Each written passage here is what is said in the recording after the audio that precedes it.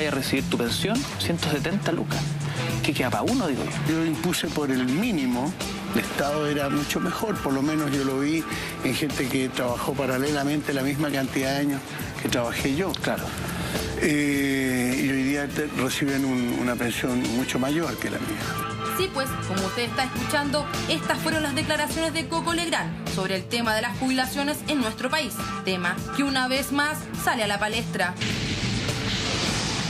Pero no crea que se trata de un chiste. Al contrario, el artista reveló su molestia por recibir la cifra de 170.000 pesos como pensión después de muchos y largos años de trayectoria y de trabajo. Sin embargo, el legendario Coco no es el único que sufre con este tema, ya que en nuestro país muchas son las personas que se encuentran en la misma situación y hacen saber su indignación contra este sistema, que según ellos es indigno. Creo que la jubilación es un producto del ¿cuánto se llama? De la dictadura. Que la dictadura es el que tiene el manejo y que son los únicos que tienen el manejo ahora es la derecha. Injusto. Encuentro que es injusto, que no se condice con la realidad de los chilenos. Ninguna persona puede vivir con 100.000 pesos mensuales para pagar remedio y más en la etapa de la tercera edad, donde ellos requieren tantos medicamentos porque todos arrastran alguna enfermedad. Encuentro que es como una burla para la gente de trabajar tantos años con un sueldo tan bajo. De verdad es complicado. O sea, vivís casi con un tercio de lo que uno gana habitualmente, es súper difícil. Estoy sacando 98. Yo. Trabajé toda mi vida. Pésimo, no malo, pésimo. ¿Pero a qué se deberá que después de trabajar durante años los chilenos tengamos pensiones tan bajas?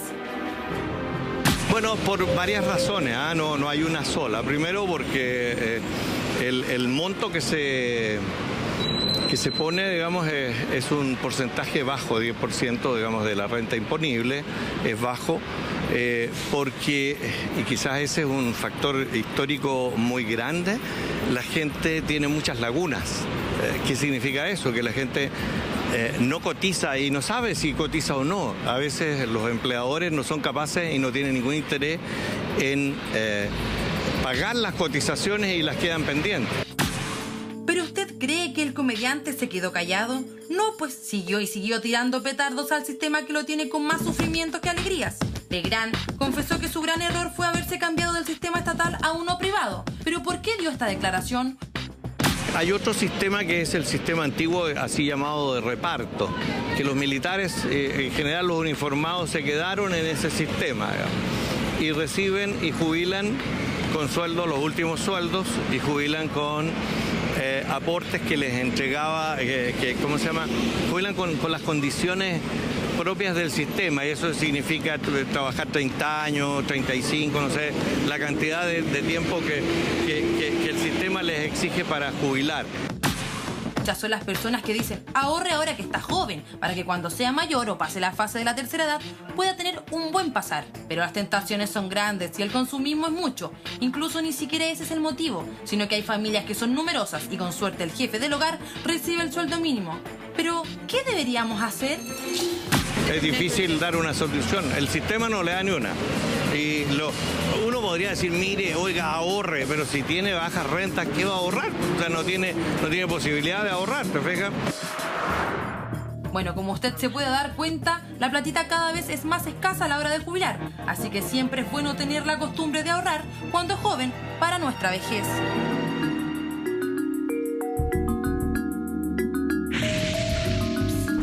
El economista Víctor Soto decía, y el sistema no te ofrece ninguna solución. Y la verdad es que los chilenos estamos todos cometiendo una especie de trampa definitiva y mortal. Porque estamos obligados a cotizar y finalmente las pensiones, las jubilaciones van a ser sí o sí malas. Es que da como miedo llegar a la vejez, sobre todo en estas condiciones. Porque tú piensas, te pasas toda la vida trabajando con un sueldo que ya es bastante malo. O sea, hay que recordar que, bueno, primero el sueldo mínimo. Después, las personas que ganan en el fondo o ganamos un sueldo que muchas veces no es ni siquiera alcanza a los 500.000 pesos. dinero. La gran mayoría de nuestro país gana entre 300 y 500 mil pesos. O sea, ¿qué capacidad primero de ahorro? ¿O qué capacidad de imponerte? Porque tú te impones de acuerdo a lo que tú ganas. Claro. O sea, ya ganas poco. Imagínate entonces cuánto vas a recibir, pensando además que la expectativa o la esperanza de vida además ha aumentado. Porque las mujeres jubilan a los 60 años, los hombres a los 65, pero ahí tienes como por lo menos 20 años más de vida con una pensión paupérrima como son esos 150 mil pesos, 170 mil pesos. Y son años de vida que son costosísimos, porque generalmente en esa edad, en la tercera edad, uno empieza a desarrollar enfermedades y hay que comprar remedios, exámenes, doctor, operaciones. Entonces, esa es la etapa de tu vida en donde más plata necesitas finalmente para tener una vejez digna y donde menos recibes. Hay un caso que a mí me llama la atención que nos escribe, por ejemplo, Andrea Ulloa, que dice: mi abuelito hasta hace unos años recibía una pensión de 2.500 pesos. Mira. 2.500 pesos. Hoy tiene 80.000 y se le van en remedios, porque claro, ahora existe una pensión mínima. Pero a todos nosotros nos vendieron la idea y el punto de que si cotizábamos desde muy pequeños, desde que empezábamos a trabajar, íbamos a tener pensiones dignas. Yo me acuerdo siempre de lo que dijo Felices y Forrados, estos economistas de Felices y Forrados, que aseguran que la gran mayoría de nuestro país y de los trabajadores va a jubilar con 150.000 pesos. Y no están imponiendo lo mínimo. Vamos a ver lo que nos dicen en Twitter. Mira. Joana Alarcón nos escribe: mi papá impuso toda su vida hasta el momento de su fallecimiento y mi mamá recibe 66.000. Casi se murió de pena 2 veces. Cuando tú trabajas toda tu vida y trabajas para poder tener una jubilación, una vejez relativamente digna y finalmente eso no se da, eso te frustra completamente la vida. Branco Cales está con nosotros. Branco. Mira, el promedio en general de los chilenos van a tener 147.000 pesos cuando jubilen. Recuerden que la presidenta Michelle Bachelet aplicó la Comisión Bravo, que eran 28 expertos que justamente ya deberían haber entregado nuevas propuestas para cambiar el sistema. De las 28 personas, quedan 25 por la diferencia que han tenido dentro de las conversaciones. ¿Cuáles son las propuestas que al parecer están viendo? Uno, poner un seguro complementario a los ancianos. Pero recuerden que el Servicio Nacional del Adulto Mayor tiene muy poco dinero. Ese es el problema, es uno de los servicios nacionales con menor presupuesto en nuestro país. Entonces, la otra posibilidad también es terminar con el sistema de las AFP, en el sentido de cambiar todo el sistema y hacer un fondo público que donde todos nos ayudemos y que las jubilaciones sean no como estamos viendo en un sistema más capitalista, sino un sistema más de ayuda mutua. Y ahí también se ha planteado, Blanco, ahí también se ha planteado la posibilidad de crear una AFP estatal. Sí, también, pero la AFP estatal no va a hacer ningún cambio, Julia, porque la AFP estatal seguiría con las regulaciones de ellas con las que se rige la AFP privada. Entonces, lo único que podrían hacer es que se fueran a pérdida. Si se van a pérdida, significa que nuestros impuestos también se van a ir a un hoyo. Entonces, o se hace un cambio o se hace una AFP estatal. Yo siento que hay dos cosas. Esto es un tema que es realmente preocupante. Primero, porque nuestra población está envejeciendo. O sea, de verdad, somos un país que está envejeciendo y que va a ser un tema a 20, 30, 40 años fundamental y que tenemos que tomar el toro por la asta. Y dos, siento que el sistema se vuelve aún más injusto cuando en el gobierno anterior de Bachelet se hace ese arreglo a la ley de la AFP en donde si ganamos plata, ganamos todos. Pero si pierde plata la AFP, pierdo yo como cotizante y no ellos.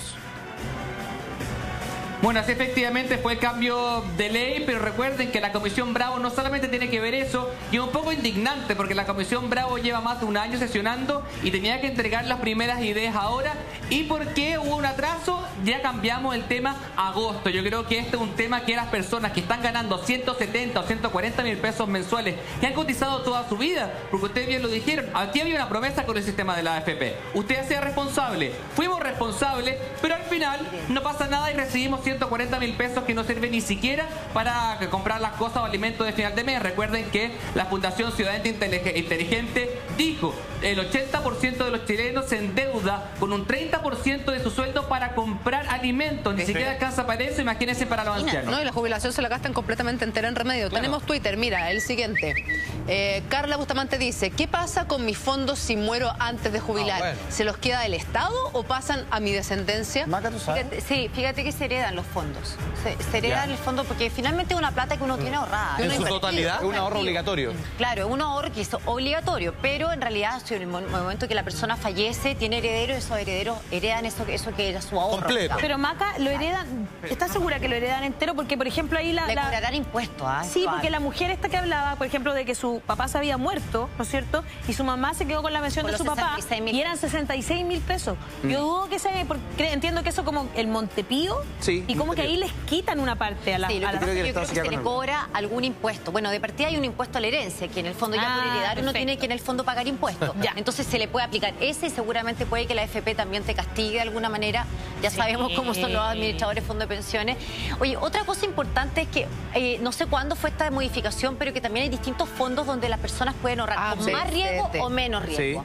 Parece que fue a propósito de esta última modificación también. Entonces, que también es atroz, porque uno dice, pucha, debería arriesgar más en el fondo la plata que tengo para ver si tengo mayores utilidades. Pero, ¿hasta cuándo puedo arriesgar? Claro, ¿y quién te da esa asesoría? Pero es que además, que el punto es quién te da esa asesoría, porque son mercados extranjeros y ya uno tendría que empezar a leerse el cuerpo B y estar al tanto de y en qué fondo invierten mi plata. O sea, economía. Es complejo, no es tan fácil. Tendría que estar constantemente cambiándote de fondo para que no pierdas plata, porque el que pierdes plata, insisto, es el cotizante, no es la AFP. ¿Qué es lo que me pasa? Que encuentro que es súper injusto esto de que te digan, sí, pero entonces métanse a esta página web y vean ustedes si pueden ganar más plata, porque no, pues se supone que ellos están administrando nuestros servicio. Para después se supone devolverte ese dinero. Primero, entiendo que además la expectativa de vida que ellos calculan es altísima, es como 100 años, una cosa así.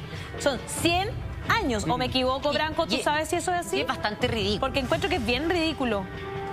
No, a ver, lo que se ve principalmente que creo que hay un poco un error. En general, las AFP tienen bien un marco legal bastante conservador en qué empresas se pueden invertir y en cuáles no. En general son 14.000 empresas chilenas que dentro de la bolsa son las más conservadoras, por lo tanto lo que hace eso es que el flujo no sea muy cambiante. En cuanto a lo que están hablando de los distintos grupos, hasta los 45 o 50 años hay que estar en los más riesgosos, porque lo que ha demostrado las proyecciones económicas es que los fondos A, B y C siempre ganan más. Los E son más seguros porque uno cuando está más viejito no puede permitir fluctuaciones de pérdida, pero siempre es bueno estar en el A o en el B. Oye, pero es verdad eso de que creo que la expectativa de edad que te calculan son a 100 años y por eso te pasan tan poco en el fondo. Sí, hubo un tema hace 2 años atrás, pero después la AFP la negaron, pero efectivamente que era que uno vivía hasta los 95 o 100 años. Y la verdad que la juventud de otro país de los 65 a los 80...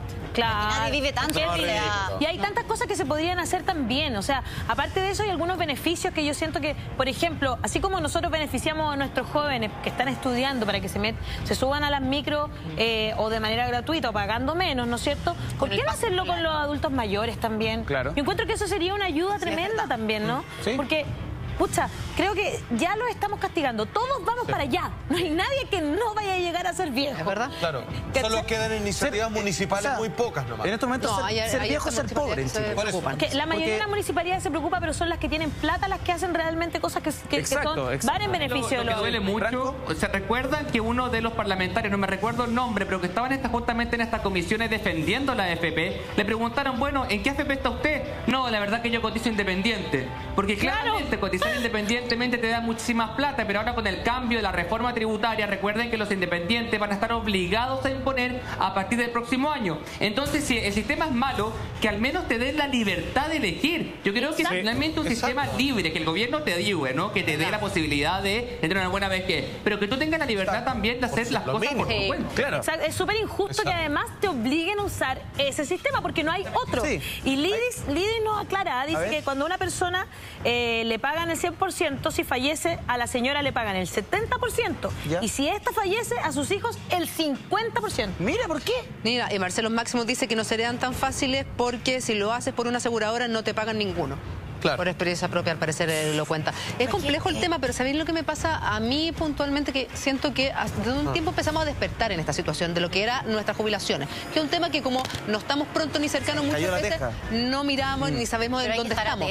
Pero hay que estar atento. Y sobre todo yo me acuerdo de varios economistas que hace 2 o 3 años decían, si yo meto lo mismo que impongo en una AFP todos los meses, regularmente, conscientemente, en un fondo mutuo, en un depósito a plazo. O hasta en una ahorro. O pido un crédito y puedo empezar a comprar, por ejemplo, un departamento y finalmente vivo del arriendo de ese departamento. Y además tú esa plata puedo tener finalmente una vejez mucho más digna que con la FP. Claro. Vamos a seguir hablando de este tema. Hay muchas, pero muchas preguntas. La gente ha respondido a nuestro llamado. @Mananero la red, todas sus consultas. Todo eso a la vuelta de esta pausa comercial. Ya volvemos, no se vayan. Una pausa y ya volvemos.